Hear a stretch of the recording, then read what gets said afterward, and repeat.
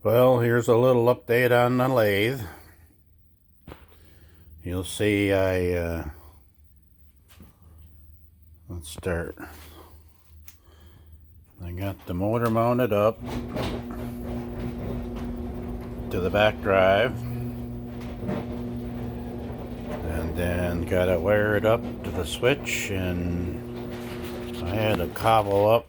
This is the closest approximation I could get to the picture in the catalog. The issue was that this switch here mounted down here on the 9 because it didn't have the quick change. So when I put the quick change on, I didn't have room to mount it. Are you in there? Yep. Okay, I'm here. Okay.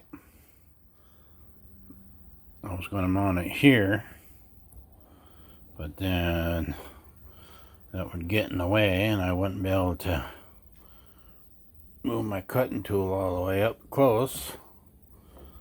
So I looked in the catalog, and if you look how they mount it there on top of that guard, so it looks like I had a little,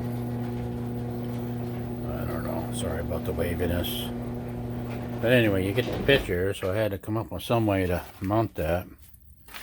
Well, since this was already plumbed in here, I didn't want to have to try to mount it on the bottom of that switch somehow. So what I did, I came up with this.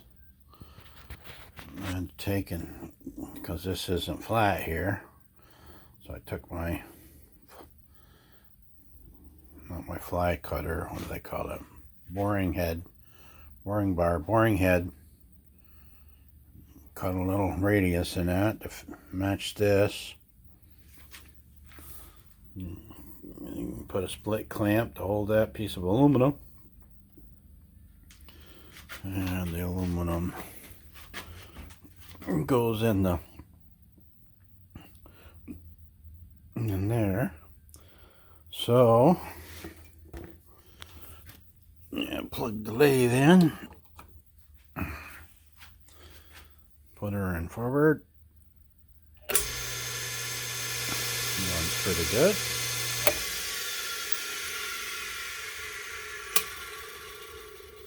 Put in reverse. That runs pretty good. I finally figured it out after puzzling things over how to wire that switch in. The only thing left I got to do is to cover that rat's nest up there, because I had the two wires that went to the starting coil, they get run through the switch, and that determines what direction it moves, turns. So I had to run the hot and the neutral up to the wire where the line would go, take and run the two wires to the starting switch, which was black and red in here,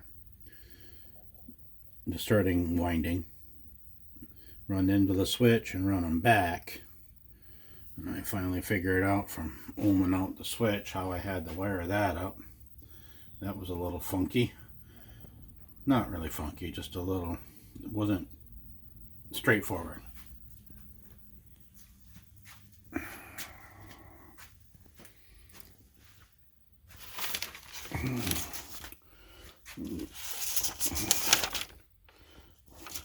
That's how I had to wire it up right there. So the hot would go right straight through,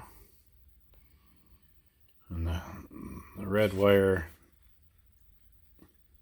to the motor come on this side, and the black wire from the motor come on this side.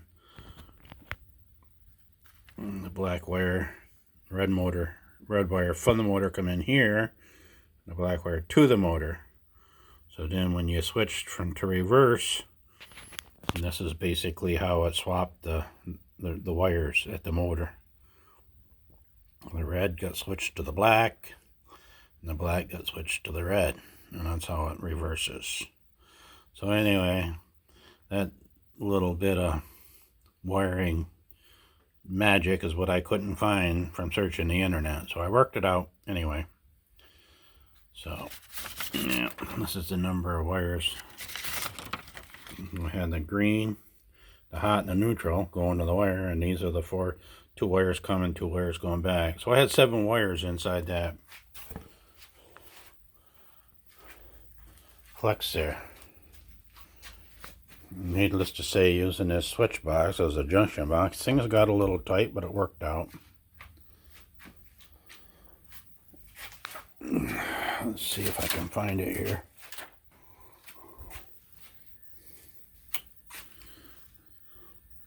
I was going to share with you my plan to cover that up.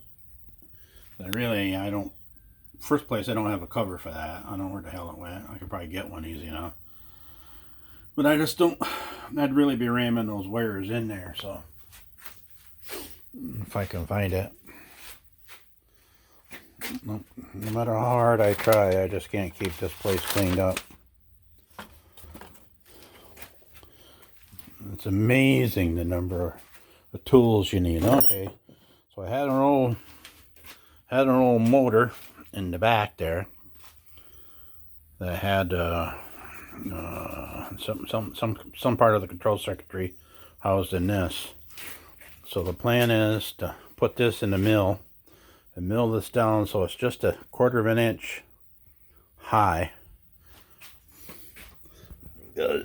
This distance in here is a 1/4 of an inch, but that'll give me just enough extra. It fits on there pretty good as far as the general shape. So I mill this down, that'll give me just enough extra to get these wires. These are all 12 gauge. Either that or I could change these to a different gauge wire. I don't need 12 gauge wires, I don't think, to wire this, because the wires on the thing itself are, I think, 16 gauge. But anyway, so I could either get rid of these stiff wires that take up a lot of room and won't bend good. First, I'm going to try just milling this down so that it'll fit behind here. Drill some holes in here that match up to these other holes and see if I can get it on there. So that's the plan to secure that. And then I already figured out on McMaster car, they don't make a 2-gang pulley. So I either got to buy a 3-gang and cut one of the pull gears off, or just let one hang out here. I don't know how. I got to look into it. And hopefully those belts that, like they call them AccuLink belts, will ride on this. That's an experiment. So hopefully that'll work out. And then I got to get a flat belt for this. And I got this.